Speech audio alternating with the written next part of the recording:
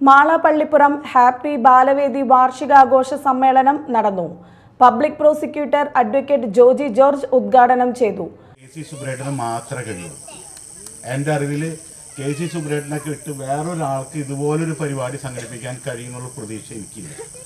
കാരണം ഇതിൻ്റെ പിന്നാലെ എത്രയോ ദിവസങ്ങളുടെ ബുദ്ധിമുട്ട് ഈ കൊച്ചുകുട്ടികളെ ഒരുക്കാനും ഈ കൊച്ചുകുട്ടികളുടെ സംഘടിപ്പിക്കാനും അവരെ ഈ കലാപരിപാടികൾക്ക് ഒരുക്കാനും എൻ്റെ അറിവിൽ ഈ നമ്മുടെ അടുത്ത പ്രദേശത്ത് കെ.സി. സുബ്രേട്ടന് മാത്രമേ കഴിയുള്ളൂ. ആദ്യമായി ഞാൻ അദ്ദേഹത്തിന് എല്ലാവിധ അഭിനന്ദനങ്ങളും നേരുകയാണ്. ഇന്ന് നമ്മുടെ പ്രദേശത്ത് നിന്ന് വളർന്നു വന്നിട്ടുള്ള ഒരുപാട് കുട്ടികൾക്ക് പ്രചോദനമായും അവരെ പ്രോത്സാഹിപ്പിച്ചും ഏതെങ്കിലും വേദിയിൽ രണ്ടു വാക്ക് പറയാൻ പ്രാപ്തനാക്കിയിട്ടുണ്ടെങ്കിൽ തന്നെ അതിൻ്റെ പിന്നിലെല്ലാം കെ.സി. സുബ്രേട്ടൻ്റെ ഒരു ശക്തമായ കരമുണ്ടെന്നുള്ള കാര്യത്തിൽ യാതൊരു സംശയവും.